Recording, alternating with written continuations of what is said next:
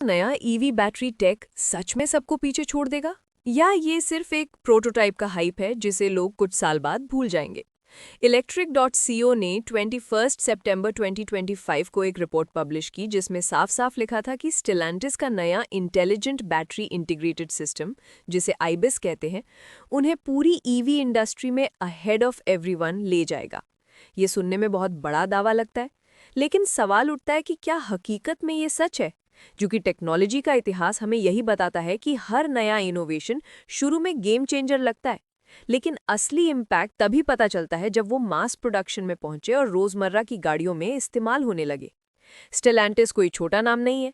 ये वही कंपनी है जिसके अंडर जीप, प्यूजो, फियाट और क्राइसलर जैसे ब्रांड्स आते हैं। और अब ये कंपनी सैफ्ट के साथ मिलकर, जो टोटल एनर्जीज की सब्सिडियरी है, एक ऐसा बैटरी सिस्टम बना रही है जो ईवीज की परिभाषा बदल सकता है। आईबिस प्रोजेक्ट को फ्रांस 2030 इनिशिएटिव से फंडिंग मिल रही है। इसकी शुरुआती टेस्टिंग 2022 से चल रही थी, लेकिन वो स्टेशनरी एप्लीकेशंस तक सीमित थी, यानी ग्रिड स्टोरेज जैसी जगहों पर। लेकिन 19 सितंबर 2025 को पहली बार इसे रोड पर टेस्ट करने के लिए लाया गया और प्यूजो E3008 एसयूवी में फिट करके अनवील किया गया।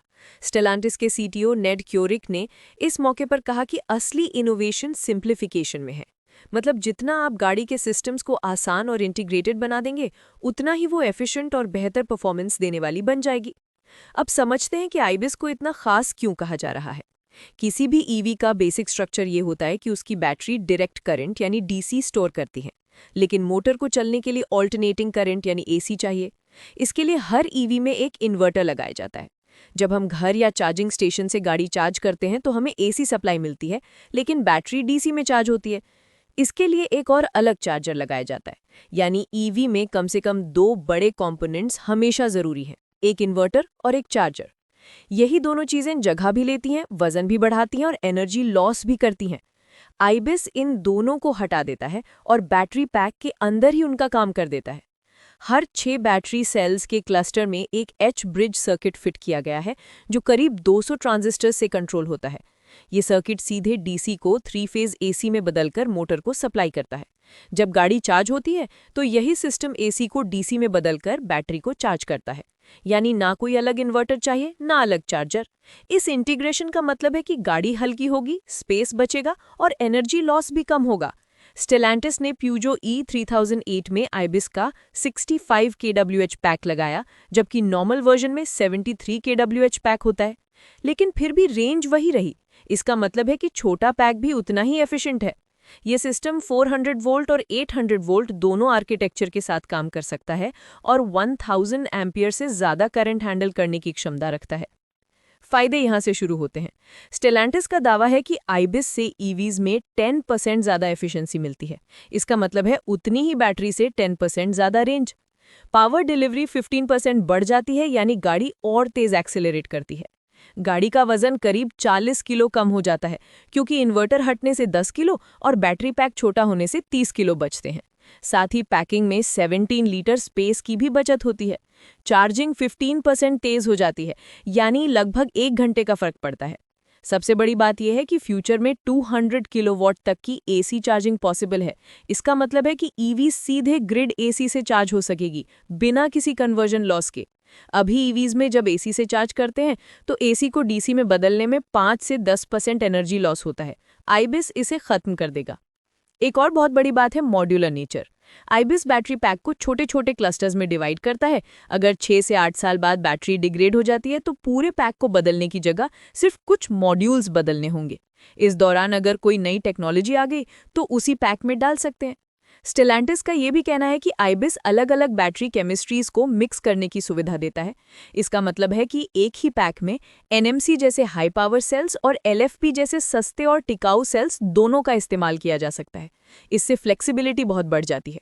सेकेंड लाइफ में ये पैक्स और भी कमाल करेंगे, क्योंकि इन्हें सीधे घर या ग्रिड स्टोरेज में यूज कर सकते हैं बिना इन्वर्टर लगाए। लेकिन अब आते हैं असली सवाल पर। क्या ये टेक्नोलॉजी सच में सबको पीछे छोड़ देगी? स्टेलांटिस कह रहा है कि हाँ, लेकिन रियलिटी थोड़ी अलग है। टेस्ला पहले ही अपनी 4680 स्ट्रक्चरल बैटरी सेल्स प्रोडक्शन में ला चुका है। ये सेल्स गाड़ी का स्ट्रक्चर बन जाते हैं और वजन और स्पेस बचाते हैं।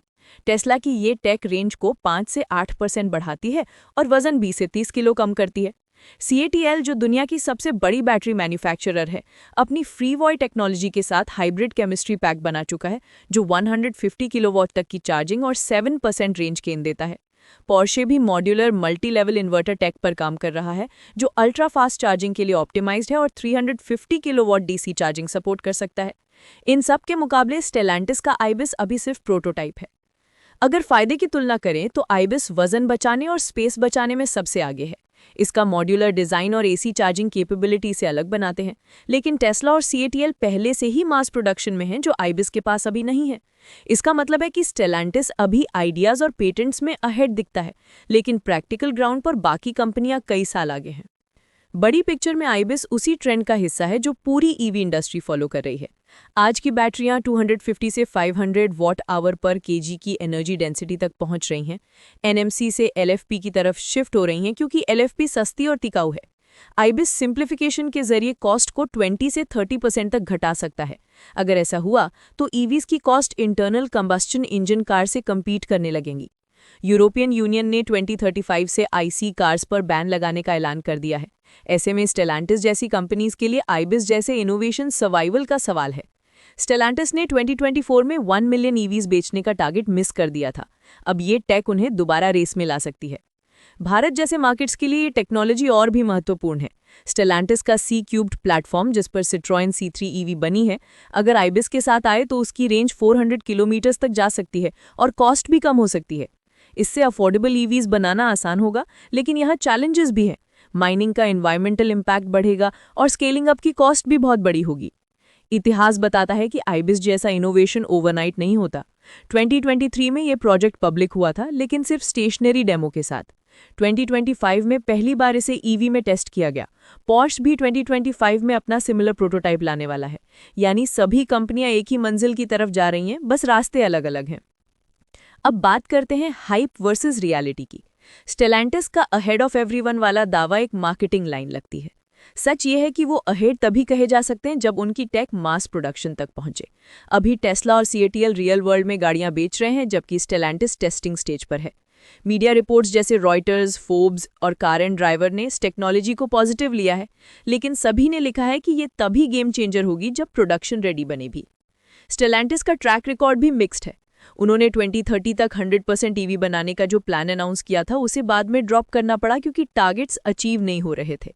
ऐसे में आइबिस को लेकर जो हाइप है वो थोड़ा ज़्यादा ऑप्टिमिस्टिक लग सकता है, लेकिन इसके बावजूद ये टेक्नोलॉजी रियल इनोवेशन है।